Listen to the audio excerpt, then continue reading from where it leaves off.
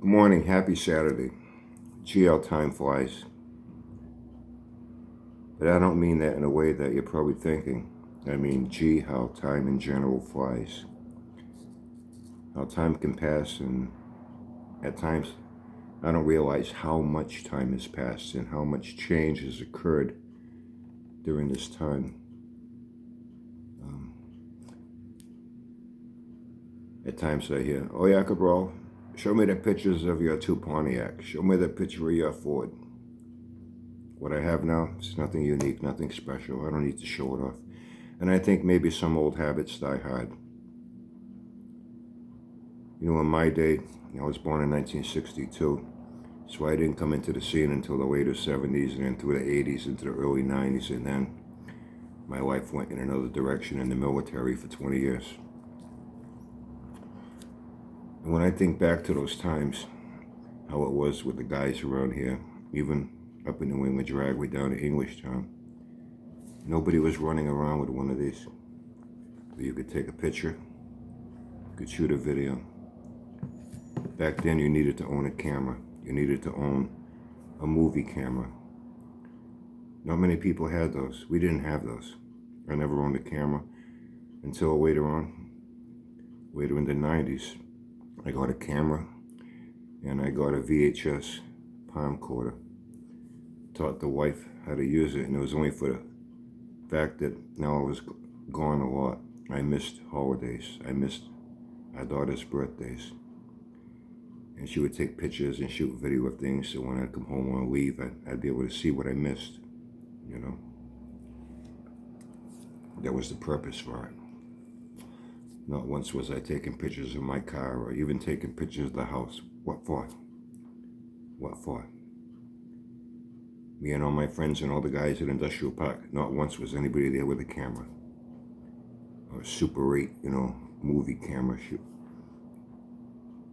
We just didn't do it. For the most part, a lot of people, they just didn't own a camera.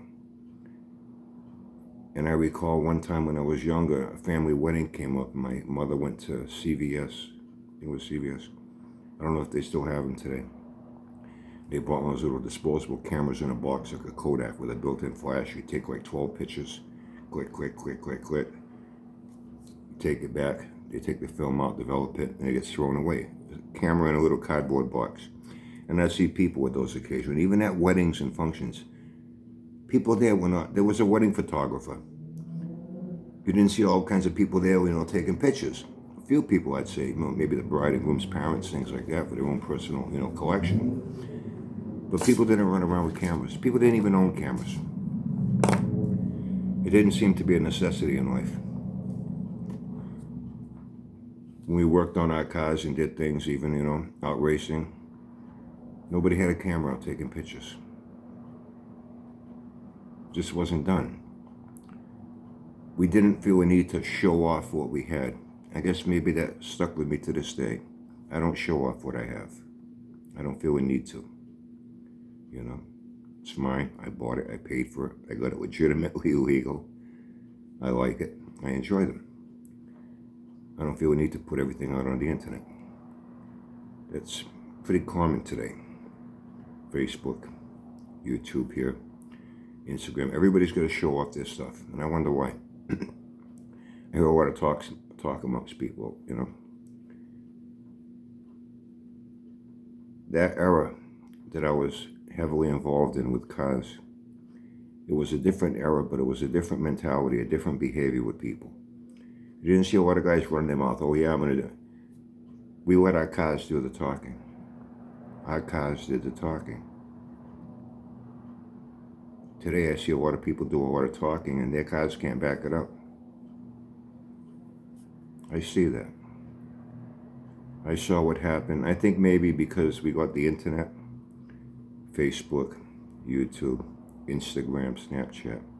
Everybody needs to document their life and put it out to the public. I joke sometimes people can't go take a shit without taking a picture or shooting a video when it ends up somewhere on the internet. Why? I saw what happened to Facebook. It turned into selfie hell. Every fucking day people putting up selfies. I guess they assume people on Facebook have Alzheimer's and they forget what they look like from day to day, so they need to be constantly reminded. Look, I got my hair done. Look, like my clothes. I may get bashed, but it's mostly women that do that opposed to guys. People need attention for some reason these days. You know? Now we got this TikTok thing. I see the most ridiculous shit on there. Why? Why are these people doing that? We had the ice bucket challenge. I remember that. Everybody doing that. I wonder how many of them actually gave to the Cancer Society. They just shot videos dumping ice over their head doing stupid shit just to put it on Facebook to get attention. See how many likes they got on it, how many shares they got on it. Seems to be more about just getting attention.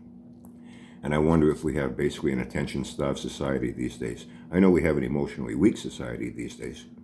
Everybody's so easily offended about everything. You know, kids today, you know, they got this 8-year-old kid in therapy because somebody on the bus, school bus coming home said he had big ears or he had a big nose. My kid can't sleep, he can't eat, he's got an eating disorder, this, that. I don't want to get too much into that aspect of things, but I think you know what I'm talking about. But we get back to pictures. 80s was 40 years ago. And it's true. I remember being a kid, you know. As soon as we got to like Labor Day, you know, we're already thinking about Christmas. And it seemed like an eternity waiting for Santa Claus to come. And these days, now it's Labor Day. Seems like I go to bed, wake up, and it's Halloween already. Next thing I know, bang, here's Thanksgiving. Next thing I know, bang, here's Christmas. Next thing I know, bang, here's New Year's. Next thing I know, it's over. And it's like, where did all this time go? It's true, the older I get, the quicker time seems to pass. And my memory doesn't really grasp how it's the same amount of time, but now, due to my life, and maybe life's a little more fast-paced now than it was back then. So I don't think about the time. When I don't think about it, it passes without me recognizing how much time has passed until I think about it. I have one picture. The only reason I have this picture is taken by accident, and it was not intended to be of my car. This was my last car. I got to a point where, you know, even a lot of guys here, even though New England Dragway is like an hour and 20 minutes away up in Epping, I'm only like an hour from the border up to New Hampshire. When you hit Salem, it's like 20 minutes past Boston. Yeah, maybe a little more than an hour and 10 minutes, depending on traffic. And even after a while, I got to a point where it was just more fun to just stay local and street race in Industrial Park. You know, even though our cars were street driven and whatnot, we would trail them up. Like when we go to Englishtown. Went to Englishtown on a few occasions, maybe once over the course of the summer. Now that was like close to a 5-hour haul down there. And it wasn't that the cars couldn't handle the ride. But what happens if you break down? Blow a clutch, throw a drive shaft, break a U-joint, break a yoke. It was more like, what happens if something breaks? And it can break. How are we going to get home now? Believe me, up in New England Dragway, there were fucking tow trucks all over the place. They'll fucking tow you to Florida or California. They don't care, but it's going to cost you a fucking fortune, you know? So it was maybe to make sure that we were able to get home. And that was the purpose. Even after a few years of that, it was like, all right, it's more fun just to stay local. We got our industrial park, you know? Just keep it local and keep having fun. And that's what we did. And once again, nobody was running around there. You know, I'm quite sure if I got in touch with all the guys from back then, hey, do you have any?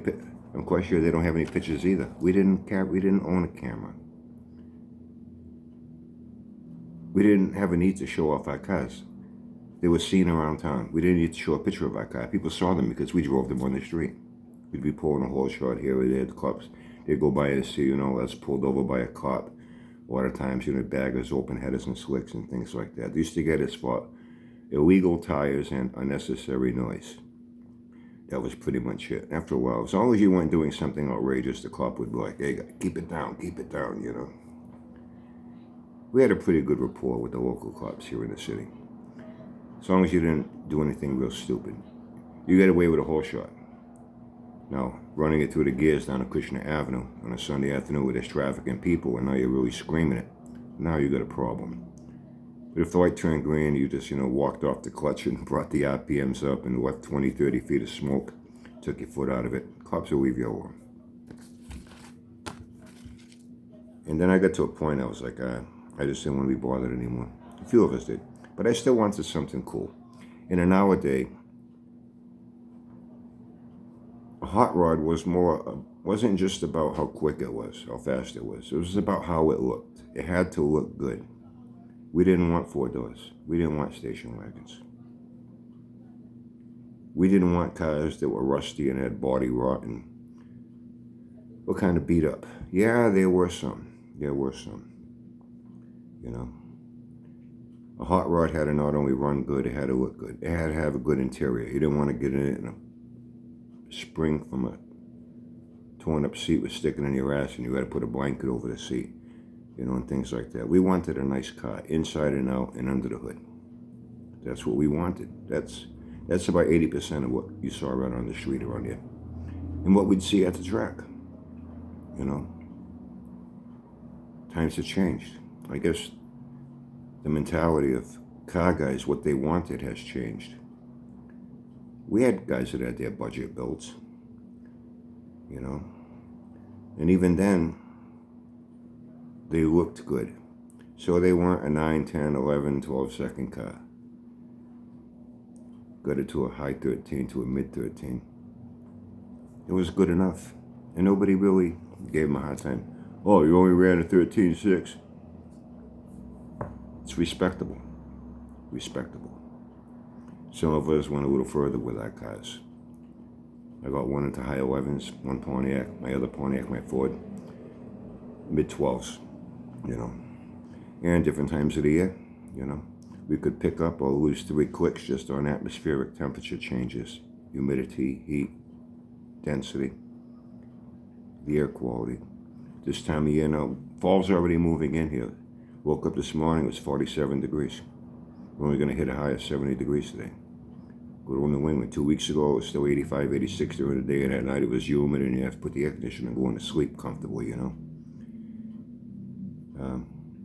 From an August day to a mid-September day up in New England Dragway, between the heat and humidity in August, the cool air, the dense air, you produce more power. You could pick up 3 clicks without having to play with your timing, without having to without regenerating the carburetor, without doing anything. Just the air atmospheric quality alone gave you an improved ET. It would give it to you and it would take it away from you. You know what I mean? There's a lot of things that go into engine's performance. Just the atmosphere alone plays a big part in it. Elevation. That's why even when they race, Mile High and NHRA, they're like a mile high. The air is very thin. These guys have to do a lot of serious tuning, especially fuel cars. These cars are seriously tuned to compensate for that very thin air that an engine depends on. My last car, I want something nice, stock. I don't care how fast it is, but I still want it. When we looked for a car, the engine was kind of secondary. We wanted something that looked good. We didn't have to do body work. We didn't have to put a paint job. We didn't have to put all new interior in it. We didn't have to re-chrome bumpers. It's more expensive to have to restore a car to get it to look good if it's banged up, body rot shit, unless you want to slap, 20 pounds of Bondo on it, But to do it right, cut it all out, get new metal in there, straighten out the body, block it, put a nice paint job on it, bump it, re-chrome bumpers, get all new interior. That's far more expensive than putting an engine together. At least it was back then. We didn't care if it was a 6-cylinder 68 Camaro. It's a big deal. You pull it out, you drop a 350 in it. You know what I mean? It's got a peg leg pirate rear end with a 308 gear. It's a big deal. You look around, you could always pick up, a 10 bolt, even a 12 bolt. Posse. Somebody had one for sale when they were good. You can get them relatively cheap, yeah. You know, there were some very inexpensive things you could do to a car.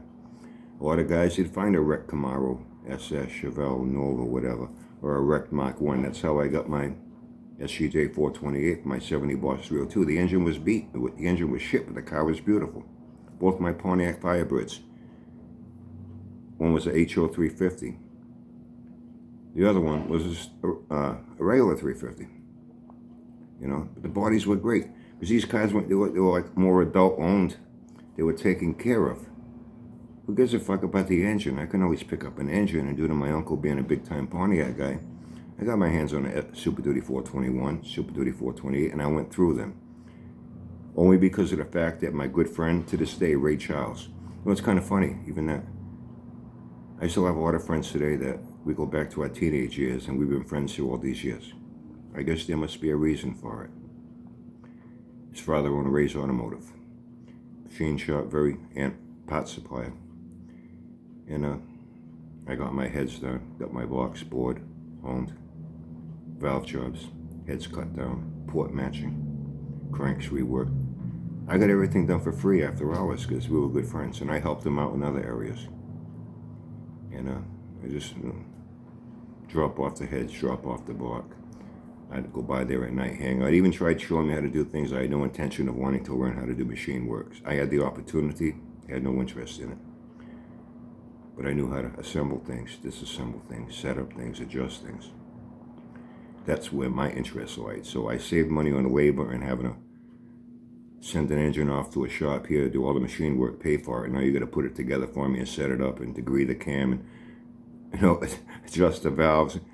I didn't have to pay anyone for that. Maybe that's why I was able to do it. If I had to pay for all those things, I probably would not have had these engines, these cars. I would have done what other people did, and it still worked out good for them. Guy that's got a 69 Nova that's got a 307 in it or something, you know what I mean, or a 6-cylinder. Find somebody had a 350 they had put together, 300, 325, 350 horse, whatever, you know what I mean. You just take it as it was, drop it in, and put headers on it. And it still ran well. It was still a decent car, and the car looked great. It was respectable. There was something called respectability back then. And it went beyond just how your car ran, how it looked. Some guys had cars. There were some nice Camaros around, like 69s when that 307, they started dropping base 307s in them.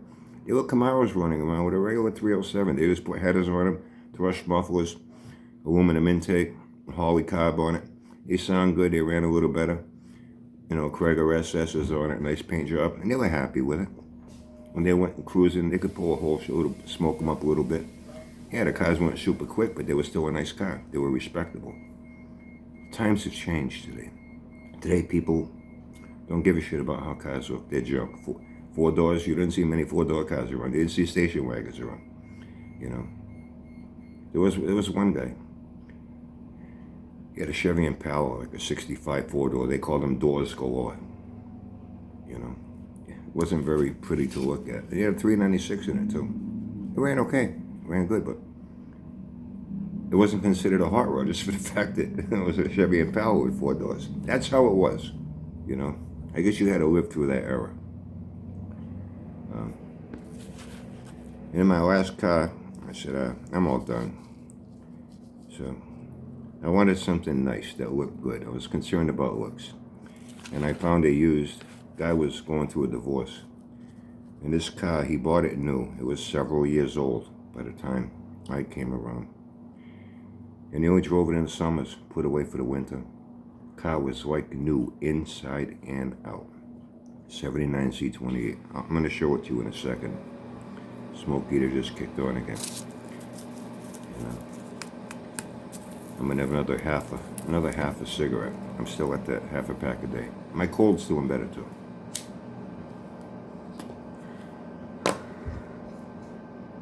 I had the factory 10-volt, 373 gear. You got a 342 in those with an automatic. That dark midnight blue. Didn't have T-tops. Didn't have air conditioning. Didn't have power windows. It was pretty much stripped out as far as options. And And Chevy put that 180 horsepower, 175 I think horsepower 350. It did have a decent transmission, though, a Borg Warner T10. Very small clutch though. And at that time, by 78, 79, everything was. So what they did was they put a 373 gear in the 4-speeds. 373 is not a bad gear. From what I understand, Nolan up in Canada, his friend or his brother's got a lock. And Nolan's got one too he's building, from what I understand, with the big block olds. And he's running a 373, and he's a tick or two away from a 10 with that thing, 373 is not a bad gear. You don't need to go gear happy unless you're running big, tall tires now. You need more gear to compensate for your tire height. You want to maintain your wheel speed. You need more gear to do that. There's a lot of things that go into a car. If you just want to race it, that's your purpose. You want to race it, get your best ET, And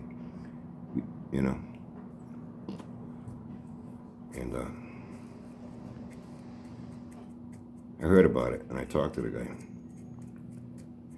I ended up buying it. I got a real good deal on it. The car was a few years old. It only had 13,000 miles on it. Back seat was never sat in. The passenger seat was hardly sat in. This car was like brand new inside and out. That dark midnight blue. The thing I did not like, at that point he had stopped putting the Z28 badging. They had those stripes down the side, Z28 across the rear spoiler and up the hood. I hated that. I had a friend at a body shop. He said, you can take those off. Depends. If you're going to repaint the car, you're going to sand them all off as you're taking it down to metal. However, you can do that with a heat gun. I've taken stripes off cars here, but you got to be careful. You got to know what you're doing. You don't want to burn the paint. And he says, drop it off. I'll do it for you. We helped each other out with things. He didn't know much about mechanics. When he wanted something done to his car, I'd do it for him. I put a cam in for him one time. So he did me a favor by taking the stripes off the car. I didn't see him do it. All I know is, hey, it's done. I picked it up. I was like, wow, thanks, man. I love it. He said, all you do is use a heat gun on it. He says, you can even do it at home with a blow dryer. It just doesn't generate as much heat. And it takes a little longer, but you hold it on there, and that heat melts the glue. They're just glued on there. Melts the glue, and then you can just peel it right off slowly. It leaves a residue. Then you just buff out all that glue residue with a paint cleaner. You don't want to go with a heavy compound and knead it into your paint. Beautiful. And then I went to George O'Hara Chevrolet. We didn't have, order the internet availability with aftermarket parts the way we have today. Back then, if you had a J.C. Whitney catalog, you were the bomb. You can get anything in that fucking catalog. Anything from cams to tires to car radios. Those you remember J.C. Whitney catalog, right? They had a lot of shit in there. I ordered 4 of the early 70 to 73 era Z28 chrome badges. I got 3. 2 for the front fenders. I put them in where they would have been, how they were on those cars, and 1 for the rear spoiler. The one on the front grille I left alone because I kind of liked it. At the factory rally wheels. And sitting kind of high because it had no engine in it. I pulled the 350. There's a reason why my brother's little red Pontiac Sunbird is there with the hood off it. This was in our father's driveway. And you can see our father's white Buick LeSabre behind my car. After driving it around for a week, after driving those other 3 cars over the years with big block power, I found after like 2 weeks of driving this thing, I'll tell you, I could bring that thing up to 3,500 and walk off the clutch, and those 373s fucking light it right up, with G60, a little lower profile, BF Goodrich radial TAs, which is what it had all the way around it. Walk off the clutch with that fucking thing would light right up. Problem is, about 20 feet out, it fell over on his fucking face. You grab second. This is like that throughout every gear. I got about 20, 30 feet of pull before it made no torque, But it looked good, and it's all that mattered. It was fun to drive, but I found I wasn't happy with it. So I went around looking for an engine. I said, I wanted another big block. Started looking for engines. Came across, through word of mouth, for a guy, I know a guy's got an LS6 454. He spun a bearing. Doesn't want to go through it. Doesn't want to go through it. And he's thinking about, it's the engine's out of the car. He dropped a 350 in it, a 354 barrel out of some car. He just put in to be able to drive it until he figured out what he was going to do with that 454, what it was going to cost him. Because he didn't know how to do those things. So he didn't even know how to take it apart. He didn't even know how to get the crank out of it. That's why knowing how to do things on your own is where you save the most money if you want a budget build. If you can do it yourself, you already have yourself a budget build. You can do it yourself. You don't have to pay someone to do all your disassembly, assembly, installation, setup, adjustments. That's actually the best way to get a budget build, is knowing how to do it yourself. Picked up a 350 out of a Camaro or something, dropped it in. He's just riding around with that for now, And the engine's sitting there. So I went and I talked to the guy. He says, you want to sell that? That's when I found out. He says, well, I don't know if the guy told you. It's got a bad crank. Top end's great. Everything's great, And that was solid with the cam. I think like 11 1/4 to 1 compression. Had aluminum intake, had a big Holly on it. It was all stock. The only thing to do is put headers on it. And as you know, those are 450 horsepower engines. And I said, yeah, no, the guy told me it's got a bad crank. He says, how much you want for it? I figured a crank would be easy enough to find, right? Boy, was I mistaken. Well, easy to find, but not for a 454 at that time. I bought it for $300. Now, in today's dollars, it's probably around 900, but that's not bad. You're going to pay almost that for a stock junkyard engine, probably even more depending on what kind of car it is. You know what I mean? You'll pay more than that in the junkyard today, so it really wasn't that bad at that time for 900 for that money. And I got it home. The thing was fucking heavy. I had to get 3 friends with me. One of them had to borrow his father's pickup truck. Get that fucking thing in it. I'll tell you, those fucking things are heavy. Get it in the back of a pickup truck. I dumped it off my father's yard. Oh, I go looking for a crank. Gonna find I'll show you the whole engine. I'm like, I have an engine. I just see the crank. Oh no, I don't want to pot. Even though the engines were blown, they didn't want to pot them out. Take the whole thing or nothing. I didn't want to buy another engine. Came across a guy with a 396, and it was a 350 horse version. 396 when they started putting them in Chevelles. They were in 3 versions, base 325 horse. A lot of 396 Chevelles here, a lot of them were like, 15.5 cars. A lot of them had the base 325 horse engine. Some only had 350. They didn't all have the L78 375 horse.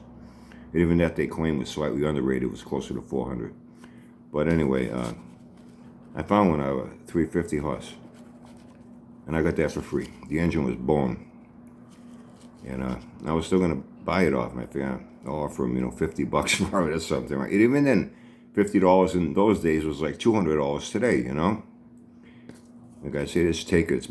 It's sitting out in the fucking rain and everything out behind the fucking shed at his father's house. Once again, I got a few friends over there picked up, and those are heavy motherfuckers too. Got in truck, got it home.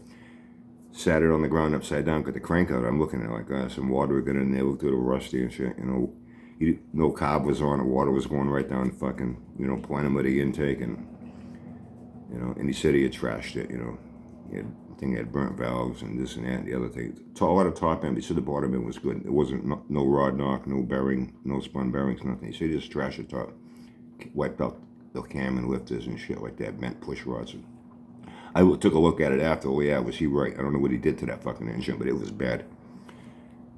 So I pulled the crank out of it, take it over to Ray's machine shop. Hey Ray, check out this crank.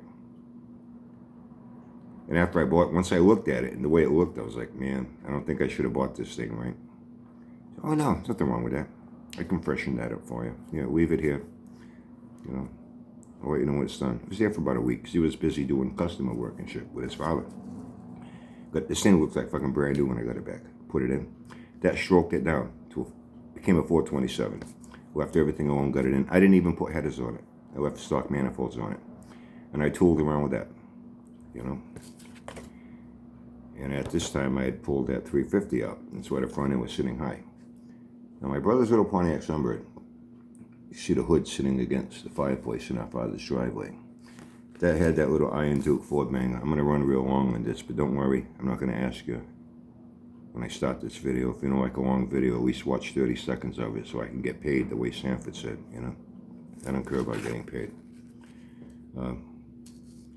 My brother was not really a car guy, you know. But his little Sunbeam was cool. It had rally wheels, you know, stamped steel trim rings. It was red, like a sport model. But it was that like 90 horsepower Iron Duke 4-cylinder. They had sister cars, Chevy Monza, Buick Skyhawk. Olds had one too. I forget what the Olds model was called. They're all sister cars in GM. And Chevy was the only one that had a V8. And their Monza, I believe the early ones were like 265 or 263s. I could be wrong. And then the later on with the Spiders, they were putting those 305s in them, and then they went away. So Chevy was the only one that their car was a little bit different structurally because of the fact they were putting a V8. And even then, that 305 in the Spider was only like 145 horsepower, the way the Mustang 2s used to be. They were even less, you know. They're King Cobras and shit. They weren't high horsepower, high torque engines, but they made more power than, you know, a 90 horsepower Iron Duke 4, you know, 115 horsepower V6, you know. So my brother says, hey, what are you going to do with that 350? I don't know, I'll probably just sell it. I figured it was going to be somebody around that just had a regular car, needed an engine. This engine was good. It had like 12 or 13,000 miles on this fucking thing. It'll be good enough for somebody that just wants to put in their car. And I'll probably let them have it. I wanted to get rid of it. You know what I mean? I'd let them have it for cheaper than if they went to a junkyard and bought something that was not going to be as good. If they just wanted a regular passenger car engine for something, say, can you put that in my car for me? So I looked. Yeah, I mean, it's going to need a few changes, you know. I'm going to have to change your motor mounts. I don't know what that transmission is going to do, you know. You might need a transmission. You might need a few things. You want to pay for it, I'll do it. He says, okay.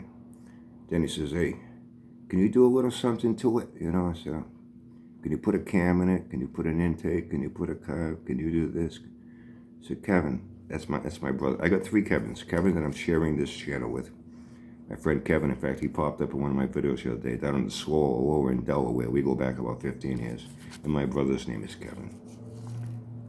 My sister's name was Heidi.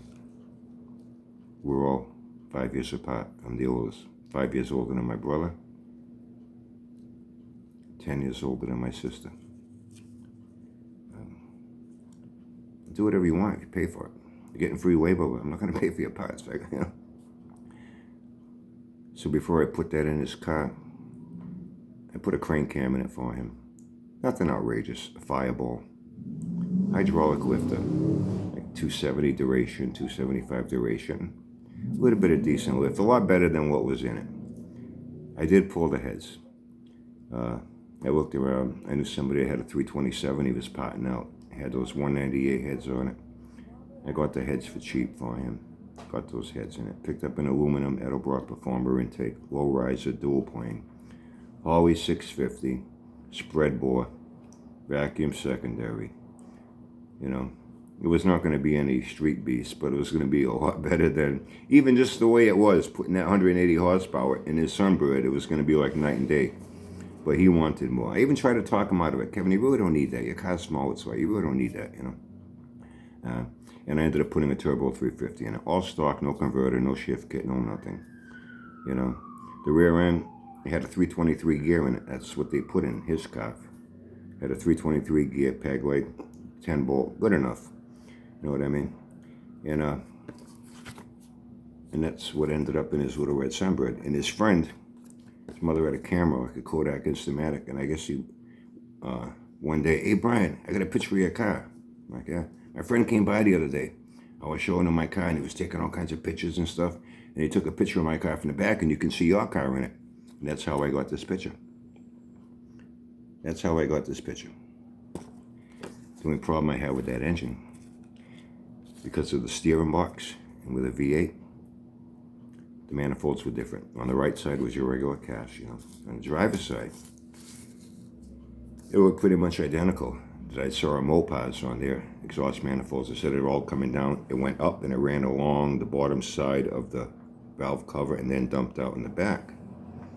It needed that to clear the steering out, the steering box. Well, now I got a problem. I start looking around, calling junkyards. I got to find a fucking Monza, V8 Monza. Apparently, there weren't a whole lot of them with V8s at that time. It took about a month. And he was pissed. Oh, when's the car going to be done? I want to drive it. I'm like, Kevin, any fucking man, can you put headers? If I can't fit regular manifolds, how the fuck am I going to put headers? I'm not going to be cutting out your inner fender wells and having to run fender well headers and custom-made headers to be able to, I'll find one for you. Finally found out at Robertson's Auto Salvage out in Wareham, Mass. In fact, it's about 2 miles away from Factory 5, where my friend Freddie works. He works at Factory 5, where they do the Cobra replicas. He's a builder. And found one out there. Got the exhaust manifolds on it. We took it over to Moe's Muffler and Brake, and did a complete exhaust system for him. Walker mufflers. The one thing I did on the Z28, I had that 2 into 1 catalytic converter splitting up again. Just that exhaust system along with that converter was choking off a good 30 horsepower. Ran a full 2-inch exhaust. Walker mufflers. I don't even know if they're around. At that time, Walker made what you call like a Magnafold today. Walker had their performance muffler. They had a real nice sound to them. I bought a couple of Walkers. He ended up putting Walkers on his Sunbird, and he was happy with it. He was happy with it. I was happy with it. And then I had it for a while, and then I went in the military, and it sat in my father's driveway where my brother's car is. That's where it ended up. Sat there for a while. My father, hey Brian, you're gonna get everything. I'd come home or leave it. You're gonna get this car out of my driveway. You're gonna get this car out of my driveway. You're gonna get this car out of my driveway. Yeah, Dad. Yeah, Dad. Yeah, Dad. And then finally, I had a couple of friends. Hey, you gonna sell that thing? Yeah, okay.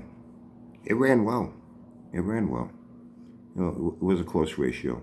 Borg Warner. The only thing I did do was put a bigger clutch in it. I put a nice big haze in it. The clutch, that factory clutch in that thing was a joke. And I sold it. And I got some decent money for it. So that's why I have this picture. Otherwise,